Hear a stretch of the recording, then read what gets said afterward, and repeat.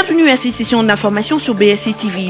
L'actualité de ce soir s'ouvre avec la reprise de discussion ce jeudi 16 mars 2017 sur l'arrangement particulier au centre interdiocésain de Kinshasa après une trêve de près de 46 jours. L'objectif de cette reprise est de mettre à plat les derniers différends relatifs à la désignation du Premier ministre et à la nomination du président du Conseil national de suivi de l'accord pour trouver un accord définitif. En ce qui concerne la personne qui devra représenter le rassemblement, Félix Tshisekedi est d'après l'abbé Donatien Chollet celui qui devra rapporter le point de vue du rassemblement. Et puis, dans la province du Sud Kivu, précisément dans les territoires d'Idjui, une campagne a été lancée par le gouvernement provincial contre les maladies tropicales négligées avec l'appui de l'organisation Amani Global Work, une façon d'éradiquer ce maladie dans la population de ce coin du pays. Les distributeurs de médicaments vont passer de porte à porte pour que les personnes ciblées puissent en bénéficier. Et enfin, en dehors de nos frontières, les deux chefs d'État africains Adama Barrow et Alassane Ouattara ont été reçus par leur homologue français François Hollande ce mercredi 15 mars dernier aux Champs-Élysées. Au centre de leur discussion, la coopération économique et militaire afin de progresser leurs économies et s'engager dans la lutte contre le terrorisme. Le numéro 1, ivoirien et gambien, sont également allés féliciter François Hollande pour sa décision de ne pas se présenter comme candidat au second mandat. Reprise sur les arrangements particuliers prévus pour ce jeudi 16 mars 2017 au centre interdiocésain de Kinshasa. C'est ce qu'a annoncé le mercredi dernier le chargé de la communication sociale de la Conférence épiscopale nationale du Congo. Le prélat catholique invite toutes les parties signataires de l'accord de la Saint-Sylvestre à la reprise de pourparlers. Objectif, mettre à plat le dernier différend relatif à la désignation du Premier ministre et à la nomination du président du Conseil national de suivi de l'accord pour trouver un accord définitif. Il sera également question de la répartition de postes au sein du futur gouvernement et du traitement de tous les points qui pourront constituer un blocage et paralyser le bon fonctionnement du pays.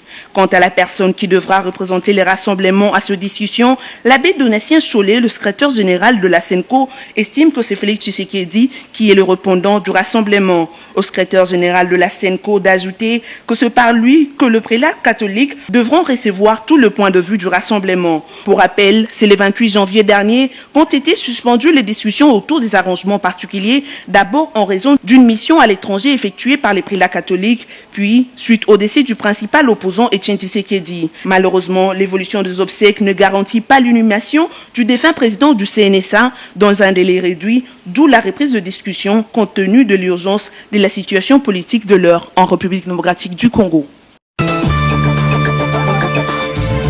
À l'ouverture de la session du Sénat, son président Léo Kengo Adondo a indiqué que le contexte économique congolais est plus que morose. L'on constate une montée impressionnante de l'inflation qui a produit l'emballement des prix et la dépréciation du franc congolais. Il s'ensuit que le pouvoir d'achat du peuple a périclité en moyenne entre 40 et 50%, a affirmé Kengo Adondo. Selon le président de la Chambre haute, cette situation est due à la gestion de l'économie et non à l'effet du poids économique réel de notre pays. Depuis des années, le Sénat ne cesse de prodiguer des conseils en ce qui concerne ces secteurs, a-t-il ajouté. C'est pourquoi Léo Kengo Adondo lance un appel au gouvernement pour soulager les ménages congolais.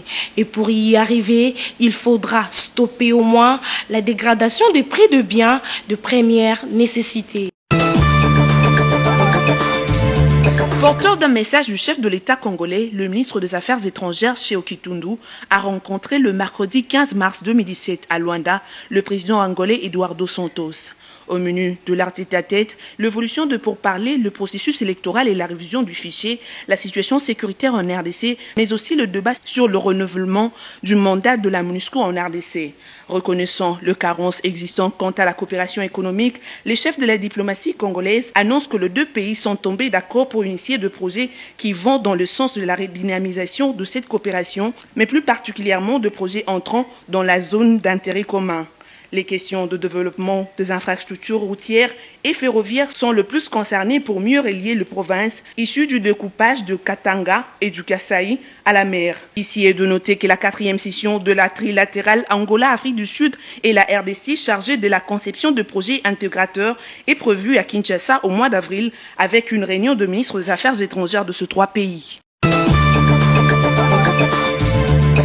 Lors d'une visite de quelques heures à Kananga ce mercredi 15 mars, le représentant spécial du secrétaire général des Nations Unies, Maman Sidikou, a appelé les ravisseurs de des experts de l'ONU sur l'axe Boukonde-Chimboulou au Kasaï central de les libérer. L'objet principal de sa mission était de parler à son staff et à toute l'équipe de l'ONU à Kananga afin de les soutenir moralement car leur sécurité et leur bien-être sont aussi les soucis de tous les staffs onusiens, a dit Maman Sidikou après un échange avec les personnels de l'ONU à Kananga. Les provinces du Kasaï font face, depuis l'année dernière, à des affrontements entre les forces de l'ordre et les miliciens se réclamant du chef coutumier Kamouina Nsapu, tué en août 2016. Rappelons que les personnes portées disparues depuis le 12 mars sillonnaient à moto quand elles sont tombées entre les mains des forces négatives non encore identifiées. Du 16 au 19 mars s'ouvre la campagne